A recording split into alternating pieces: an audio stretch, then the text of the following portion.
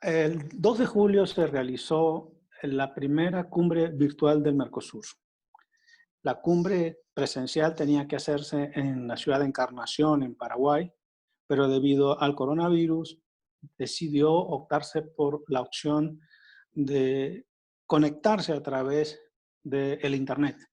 Los 5 presidentes de los 4 presidentes de los países del Mercosur y algunos presidentes de países asociados, en particular Chile y Colombia y Bolivia, que fue un tema complejo en la reunión. La cumbre evidencia el momento complicado y difícil que está viviendo el Mercosur. Se ha producido un cambio político en el bloque desde 2015 que terminó con el periodo, digamos, de consenso ideológico que predominó en el bloque entre 2003 y 2015 en torno a gobiernos llamados progresistas o gobiernos de izquierda. Hasta 2019 se había producido cierto giro a la derecha, aunque el Frente Amplio como gobierno de izquierda se mantenía en el Uruguay. Pero con el triunfo de Alberto Fernández en Argentina, sí hay un giro importante y significativo.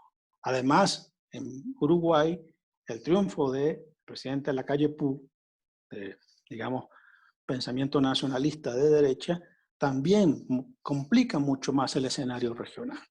Hay un Mercosur con tres países de pensamiento, podemos llamar de centro-derecha, aunque quizás Bolsonaro sea mucho más, o no quizás, seguramente Bolsonaro es mucho más que centro-derecha. Bolsonaro es derecha dura, radical. Dos gobiernos, digamos, de derecha, de centro-derecha, que es Mario Abdo en Paraguay y Lacalle Pou en el Uruguay, y un gobierno peronista, nacionalista, de centro-izquierda, o como se dice en Argentina, nacional y popular en la Argentina. Esto ha complicado mucho el escenario regional y esto se evidenció en la cumbre del Mercosur, de la cumbre digital que debía realizarse en Encarnación. Y creo que eso se manifestó en 3 aspectos que quiero destacar de esa reunión. En primer lugar, en el tema comercial. El tema comercial fue como el gran ausente del periodo posliberal de la era de Lula y de Kirchner, porque el comercio pasó a un segundo plano en el Mercosur, que se dedicó más a temas políticos, comerciales y productivos. Se ha tratado de rescatar ese tema comercial y yo creo que es positivo intentar relanzar el tema comercial, pero la forma como se está queriendo hacer quizás es bastante cuestionable. Y eso se evidenció en la reunión de ayer y eso se evidenció en los debates, en los discursos de los presidentes. Por un lado, los 3 presidentes, digamos, del ala conservadora actualmente en el Mercosur, plantean 2 elementos en el tema comercial. Uno, la modificación del arancel externo común, que actualmente tiene un promedio de 14%. Es el promedio del arancel mercosuriano. Y que, con base a una propuesta de Brasil, quiere ser reducido al 7%.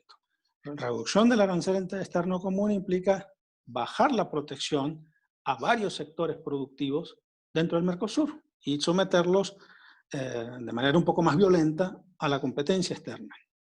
Y eso no es aceptado por la Argentina.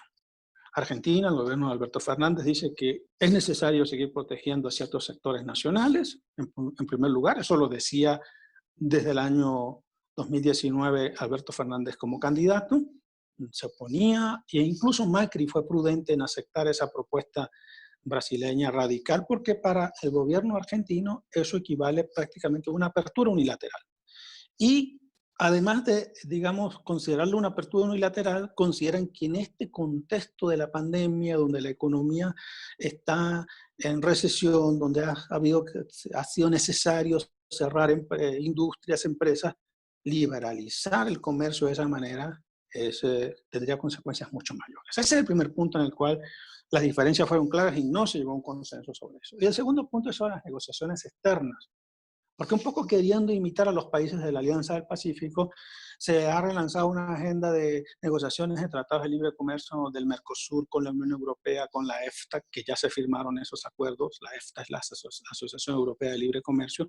Y ahora está en la agenda negociar con Singapur, con Canadá, con Corea del Sur, con el Líbano, profundizar las negociaciones con la India y con Israel. Y la Argentina, incluso antes de la cumbre, señala que se tiene que ser muy prudente, especialmente en la negociación con Corea del Sur, que es un país con una estrategia muy agresiva de exportación. Entonces, que puede afectar seriamente a sectores económicos en Argentina y el Mercosur. Los otros tres países, los discursos de Bolsonaro, de Actó y de la calle Pou claramente manifestaron su apoyo a esas negociaciones.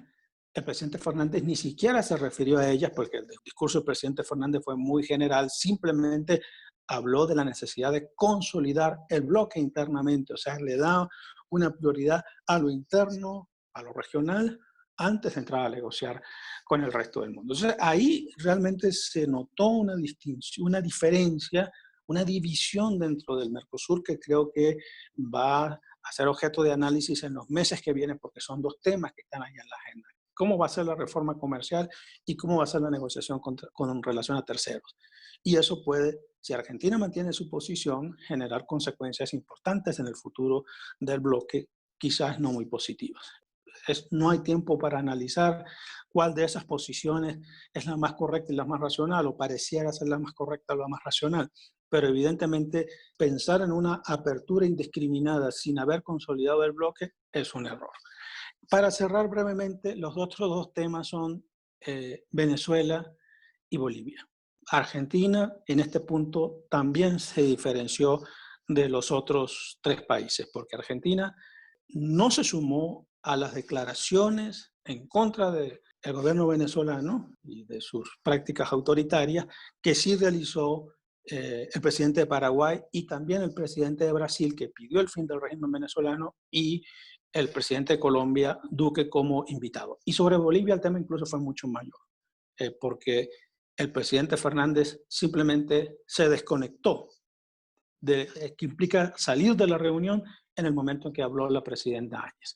Entonces, la cumbre del Mercosur ayer 2 de julio, demostró que hay grandes problemas en el bloque, que hay diferencias importantes en el bloque que pueden afectar su desarrollo en los años que vienen.